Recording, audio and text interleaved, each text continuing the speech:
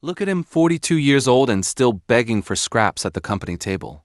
Mark sneered across the long oak conference desk, his voice deliberately loud enough to carry past the boardroom glass into the hallway where interns paused mid-step, smirks breaking across their faces.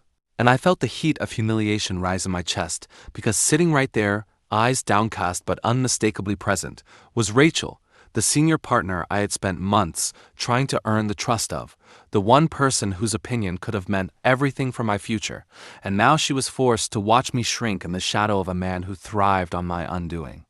I swallowed hard, keeping my hands steady on the legal pad as if pen pressure could disguise the tremor running through me.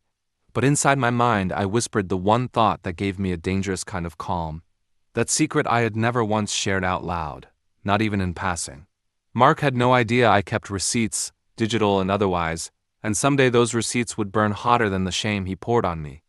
My name is Daniel Carter. I'm 42 years old, born and raised in Dayton, Ohio, and I have spent every waking hour balancing the grind of my career, the constant demand to send money home for my dad's failing health, and the endless game of politics that passes for ambition in a glass-walled office. A laugh rolled from the far end of the table, not from humor, but from the kind of cheap camaraderie men like Mark weaponize, and I wanted to stand to slam my coffee mug against the polished table and remind them that every major contract signed in the last year bore my fingerprints, not his. Don't take it personal, Dan, another voice tossed casually, and that cut deeper because they knew my name yet stripped it of dignity, the way you might call a dog that doesn't bite. I caught Rachel glance at me once quick, conflicted, and that half-second burned longer than the insult, because her silence confirmed the room had already chosen sides. My phone buzzed against my thigh, a muted vibration that I prayed was my brother checking in about Dad's prescriptions, but when I glanced down I saw the preview of a group chat message, and the sender's name made my jaw tighten so hard I thought the bone would crack. Mark himself, typing into a thread that I had never been meant to see.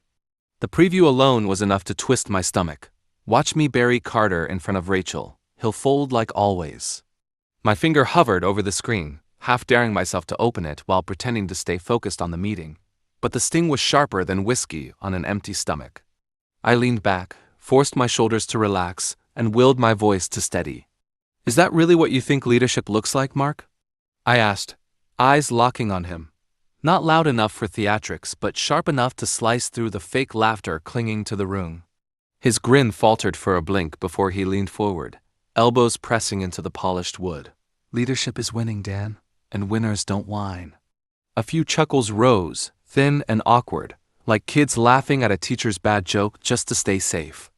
My head throbbed, but I reminded myself of the line I had rehearsed in quieter moments, the thought that had kept me sane. A man who builds an empire on stolen bricks eventually finds the walls collapsing. I didn't say it out loud. Some philosophies work better when they hang in silence, echoing only in the mind that forged them. Across the table, Rachel was writing something down, her pen scratching fast, and I couldn't read whether she was documenting Mark's arrogance or my humiliation, but either way it churned inside me. My own pen hovered uselessly, the page beneath it blank except for one absent-minded doodle. The outline of a coffee cup, steam curling upward, a habit I had carried since college when caffeine felt like oxygen, and my friends used to joke that I'd die with a mug in hand. I almost smiled at the absurdity that even now, in the midst of public shaming, the image surfaced again, as if coffee was my anchor, my ritual, the one thing that reminded me of mornings where possibility felt fresh. Mark noticed the silence and pounced. See? He's got nothing to add. Just another passenger in the room.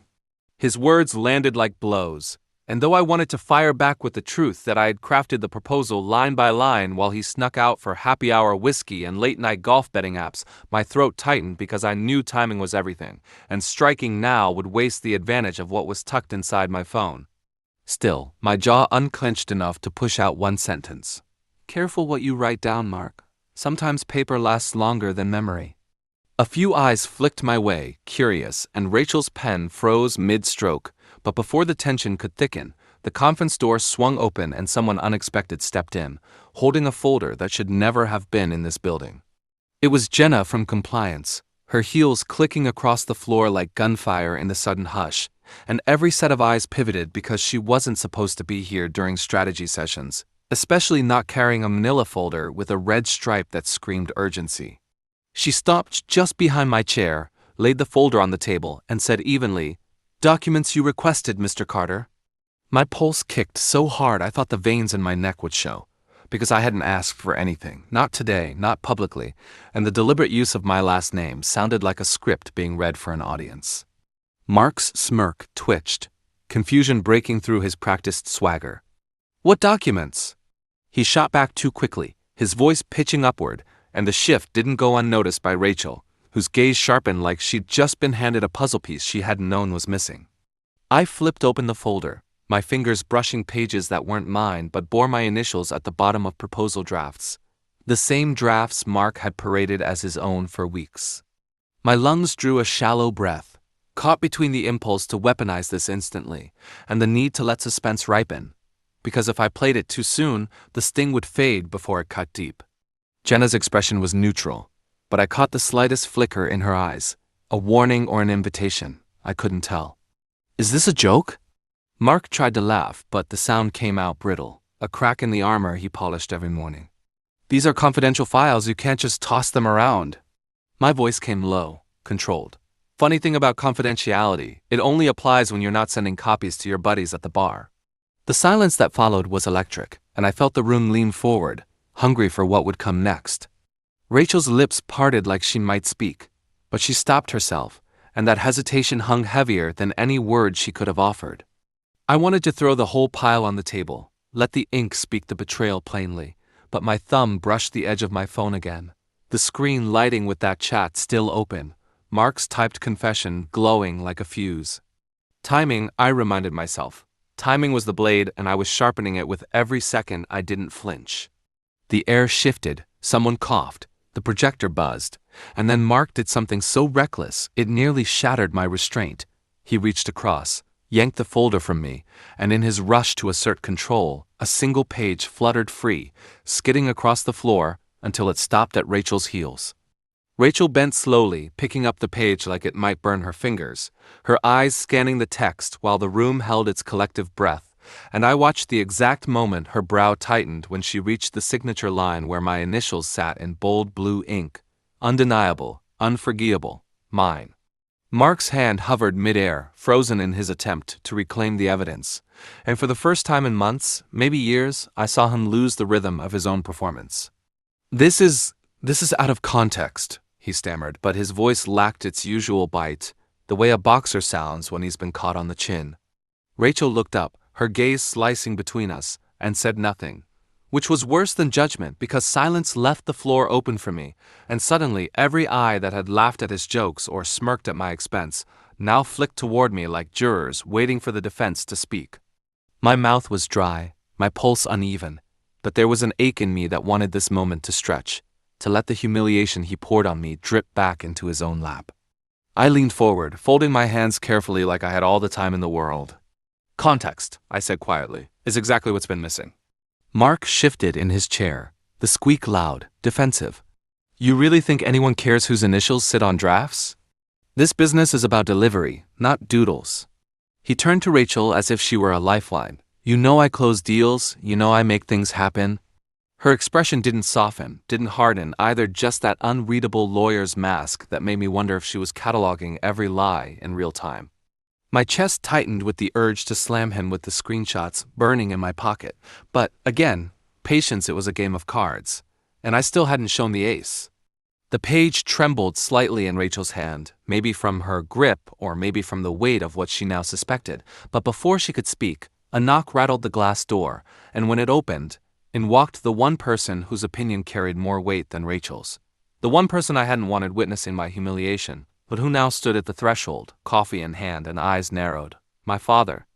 I blinked so hard I thought I was seeing things, but it was him, gray windbreaker, zipped halfway, that same Dayton Dragons baseball cap he'd worn to every one of my Little League games. And suddenly the boardroom shrank around me, all glass and chrome dissolving into the smell of old ballparks and concession stand hot dogs. "Dad?" slipped out before I could stop it, and the confusion on my colleagues' faces was instant.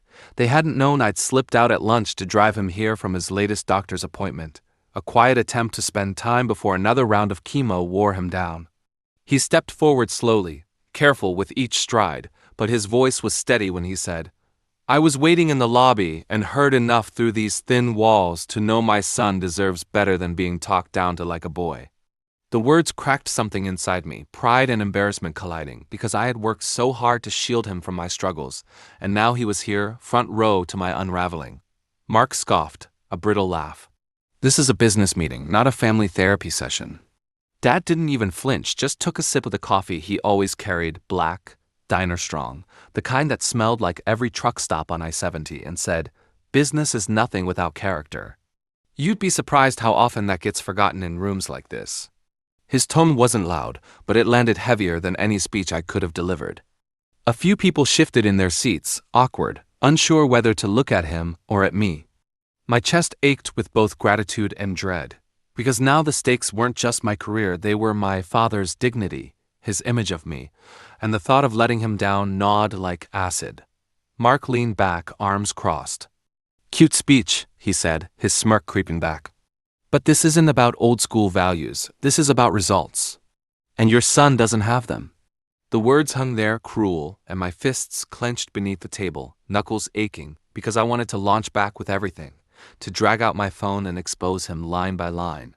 But then Rachel's pen tapped once against the table, sharp and deliberate, drawing every gaze her way as she said, "Actually, I'd like to see the results you claim are yours, Mark." He opened his mouth, ready to spin, but just then, my phone buzzed again, louder this time against the wood, and when I glanced at the screen, it wasn't just a chat preview anymore, it was an image, a screenshot I hadn't sent to anyone, now flashing across my phone as if the evidence had grown legs of its own.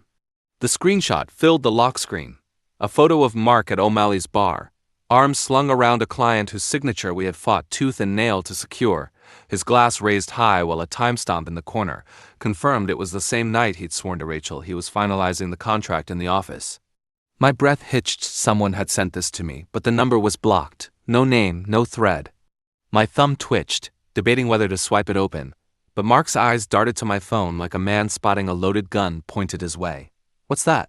he demanded, voice cracking sharper than he meant, and that panic was all it took for the others to sense blood. Dad leaned back, sipping his coffee like a man at a ball game, waiting for the next pitch. I looked across the table, every face alert now, and said evenly, "You tell me." The room froze, and Mark's Adam's apple bobbed hard as he tried to recover. "This is pathetic," he snapped. "Dragging in doctored pictures now? What's next, deepfakes?" His laugh rang hollow, not the confident bark he usually commanded. Rachel reached out her hand. "Let me see." He tried to object, but her tone left no oxygen. I turned the screen toward her, pulse hammering, and watched her eyes harden with every second she took in the timestamp, the client's face, the bar's neon reflected in Mark's glass. She didn't speak, just slid her gaze to him, and in that silence he started to sweat. "That photo proves nothing," he muttered, tugging at his collar, but the weight of the evidence was bending the room against him. For the first time, I tasted something close to power, not victory yet, but the possibility of it, bitter and sweet all at once. My mind raced. Who sent me this? Why now? Was I being handed ammunition by an ally I didn't know, or was this a test of whether I had the spine to use it? The question pulsed in me, but before I could find footing, Rachel set her pen down and said, "Mark, why don't you step outside with me for a moment?" His face drained, but before he could argue, the door swung wider, and through it walked the last person I expected to see, holding my fate in his hand, our company's chief technology officer, with a laptop already open, eyes locked on me. The CTO, David Keller, was a man who never bothered with pleasantries, crew cut still sharp from his Navy days, wireframe glasses perched low on his nose, and a reputation for peeling back lies faster than anyone in the building. He set the laptop on the table with the same deliberate motion you'd use placing a revolver between rivals. "I pulled the metadata," he said, his voice flat, almost bored, but the kind of bored that comes from certainty. "These documents don't lie, and neither do timestamps." Mark tried to laugh, but it came out strangled. "David, come on, you're really wasting everyone's time with geek tricks." David ignored him, fingers moving fast over the keyboard until the projector blinked awake, filling the glass wall with a digital paper trail, login records, email headers, edit histories that lined up like dominoes. I watched every domino fall into my name, each line confirming I had been the one working at midnight while Mark's badge stayed idle. My chest swelled, not with triumph yet, but with something more dangerous hope. Rachel leaned forward, eyes narrowing at the screen, and whispered, "My God." Mark's voice cracked again. "This proves nothing about results." He slammed his palm on the table, desperate to reclaim momentum, but it only made his fear louder. Dad shifted beside me, the smell of his coffee rising again, grounding me in that familiar way, and I thought of all the mornings I'd driven him to the clinic, pretending I had control when really I was just clinging to routine. The irony wasn't lost on me. The same coffee I used to hide my exhaustion had become the smell of resolve. My voice cut steady through the silence. "Results don't come from lies, Mark. They come from showing up." He opened his mouth to spit another excuse, but then David turned the screen again, and what flashed next sucked the air out of the room. A group chat transcript, not from my phone this time but from the company's internal servers, lines of text where Mark bragged about ghostwriting his own boss's speeches with my drafts, mocking me as the mule who carries the gold but never wears the crown. The words lit up across the wall, unfiltered, raw, and I felt every eye swing toward me, not in pity now, but in stunned recognition of betrayal laid bare. And just as the silence reached its breaking point, the glass door clicked again, and stepping in was the one person who could turn this entire room from theater to verdict. The CEO herself, Allison Grant, eyes sharp as glass. Allison Grant didn't waste a word. She didn't have to.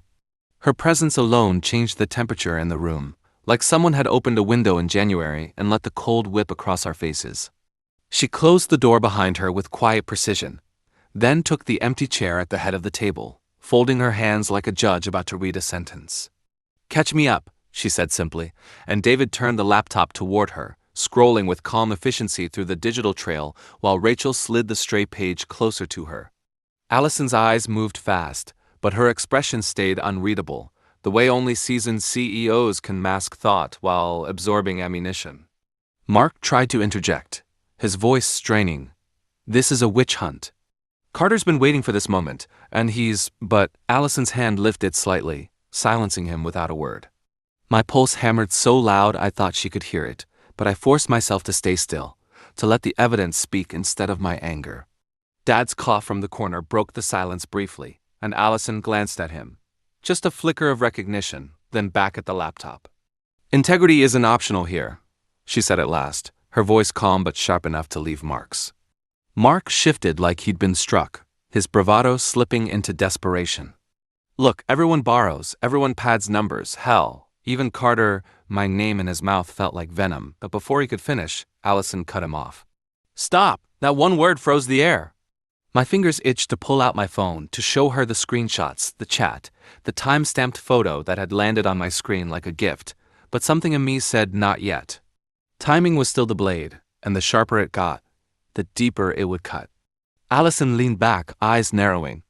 "There's one detail I want clarified," she said, tapping a nail lightly on the folder Jenna had delivered.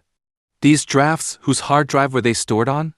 David's fingers flew again, the screen flickered, and I could feel the answer coming before the code even resolved. It landed like a gunshot across the room. Mark's login, his profile, his timestamps copying my files at 2:17 a.m. The gasp that followed was collective, but Mark's face told me something else, panic, not just of being caught, but of knowing a deeper secret was about to surface, one even I hadn't seen yet. Mark's chair scraped back as he stood, hands raised like a man cornered. "You don't get it," he blurted, voice breaking into a higher register that betrayed how fast his mask was slipping. "I wasn't stealing, I was protecting the firm. Carter doesn't understand the politics, the way clients really think. He's book smart, not street smart, and without me holding the reins, we'd all be sunk." His words tumbled out, frantic, half confession and half performance, but no one was buying it. Allison's eyes narrowed. "So your defense for stealing intellectual property is that the rightful author was too competent to be trusted?" A ripple of discomfort moved through the room, interns exchanging uneasy glances, Rachel's jaw tightening as if she wanted to speak but was waiting for the killing blow. I stayed silent, heart pounding with the kind of clarity that comes when you realize your enemy is writing his own epitaph. My father shifted in his seat, and in his gravelly voice he said, "Funny thing about reins, they're meant to guide horses, not choke them." A murmur of nervous laughter broke the tension for a second, but Mark snapped, pointing at him. You don't belong here. The cruelty in his tone made the air curdle, and that was the mistake turning on a sick old man in front of a room that suddenly saw him not as my frailty but as my strength. My voice finally cut in, low and steady. You just proved everything I've been too patient to say. I reached into my pocket, thumb hovering over the phone, and for once I didn't hesitate. With one swipe, the projector filled with the screenshot. The photo of Mark at O'Malley's, timestamp blazing, client at his side, and gasps rippled again as the double betrayal landed. Rachel leaned forward, eyes wide. You lied about that night too? Mark's face collapsed, sweat beading at his temples, but then something flickered in his expression, not just fear but calculation, as if he'd been saving one last card of his own. He turned slowly toward me, lips curling into a desperate smile. You think you're the only one who keeps receipts, Daniel? He said, his hand slipping toward his briefcase with a confidence that made the hairs on my neck rise. The briefcase snapped open with a metallic click, and every head leaned in as if the sound itself promised blood. Mark's fingers fumbled through papers until he yanked out a glossy envelope, his face flushed with the manic energy of a gambler on his last chip. You want receipts? He barked, slapping the envelope down so hard the contents spilled across the table-printed screenshots, grainy but legible, of late-night Slack threads where my name appeared over and over beside phrases like delays again, over budget, missed call. He shoved them toward Allison. Your golden boy here isn't the savior he pretends to be. He's sloppy, distracted, and half the time he's too busy playing nurse to his dad to keep this company afloat. My stomach twisted at the venom in his voice. But worse was the way he weaponized my father's illness like a punchline, turning the most private battle of my life into office gossip. A few of the younger analysts shifted, eyes darting from me to the papers, unsure what to believe, and for a flicker I felt the humiliation of the opening moment return, heavier now because Dad sat right there, listening. My chest burned with the urge to shout that every missed call had been while I was sitting in a sterile waiting room. Every delay while I was filling out prescription forms that no one else in the city would bother to understand. Instead, I let the silence stretch, breathing through the ache, because I knew deep in the marrow of my bones that desperation always overreaches. Rachel picked up one of the pages, frowning. Where did you even get these logs? She asked. Mark's grin spread, smug now. Doesn't matter. Truth is truth. But David Keller's head snapped up from the laptop, eyes narrowing like a bloodhound catching scent. Actually, it does matter. Those files aren't public-facing. They're protected under employee privacy agreements. The room stirred, realization dawning, and Allison's voice dropped like a hammer. Mark, did you breach internal servers to get this? His grin faltered, but he doubled down. I did what I had to do. And that was it, the rope tightening around his own neck. Yet before I could breathe relief, Dad leaned forward, voice steady as stone. Son, show them the other thing. The one you've been holding back. For a split second I froze because Dad wasn't supposed to know. Not about the archive I'd been quietly building for months. Not about the hidden folder on my personal drive, labeled innocuously as coffee receipts. A joke to myself that the only thing stronger than caffeine was leverage. But his eyes on me said it all. He'd known, maybe not the details, but he'd sensed I wasn't walking into humiliation without a plan. My thumb unlocked the phone, heart pounding, and with a tap the projector filled with a chain of emails Mark had never expected anyone to see, ones I had blind copied myself on every time he forwarded my work under his name, every time he buttered up clients with my research, while telling the team I was still drafting. The headers glowed like neon, the dates lining up perfectly with his boasts, and the room erupted in whispers that no longer leaned against me but pressed squarely into him. That's doctored, he shouted, though his voice cracked at the edges, desperation leaking. David didn't even look up as he said, No, it's not. I'm looking at the server logs. These are real. Mark's face blanched, and Allison's hand pressed flat against the table, silencing the room. So not only did you steal, she said, each word clean and surgical, you lied about it, mocked the person doing the work, and broke privacy law trying to cover your tracks. Her voice could have cut glass. I should have felt triumphant, but instead I felt strangely hollow, like years of weight were suddenly floating, and I hadn't decided whether to breathe or collapse. My dad sipped his coffee again, calm as a man at sunrise, and murmured just loud enough for me to hear, Sometimes justice doesn't roar, it drips, steady as a pot brewing. The words hit me like gospel, because that cup of coffee, my doodle, my ritual, my symbol, had been the thing I clung to while the fire built. Mark, cornered, slammed his hand down again. "This isn't over," he snarled, grabbing his briefcase, but Allison's voice cut across the table with icy precision. "You're right, it isn't." And then she turned her gaze toward me, sharp, assessing, as though she was about to flip the entire script, not just on Mark, but on me. Allison's eyes stayed locked on me, the hum of the projector still lighting Mark's face in the background like a washed-out ghost. "Daniel," she said, voice even, "you've been holding this company up while he's been tearing it down. That's clear now. But the question is, are you ready to stop playing quiet hero and start leading?" The weight of her words sank through me, heavier than the files on the screen, heavier even than Mark's gaping silence.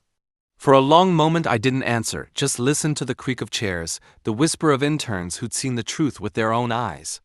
My dad's breathing was slow, steady, like an anchor in storm water. Finally I nodded once, not a declaration but a simple acceptance. "I don't need his title," I said softly. "I just want the work to be honest again." Allison leaned back, satisfied, and turned to security. "Escort Mr. Johnson off the premises. His access is revoked effective immediately." The two guards stepped forward, and for the first time Mark looked small, no swagger, no grin, just a man shrinking into the corners of his own collapse. As they guided him out, he tried one last glance over his shoulder, but I didn't give him the dignity of eye contact.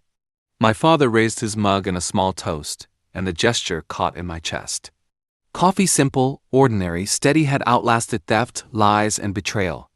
Rachel whispered, "I'm sorry I ever doubted you," her voice thick, and I only answered with a half smile because forgiveness could wait. Justice couldn't. The room was quiet now, the storm finally burned out, and I realized the revenge hadn't been loud or cruel. It had been slow, patient, methodical, every drip from the pot, leading to this moment where truth at last filled the cup. If this story resonated with you, please give it a thumbs up and subscribe. It helps us share more true stories like this.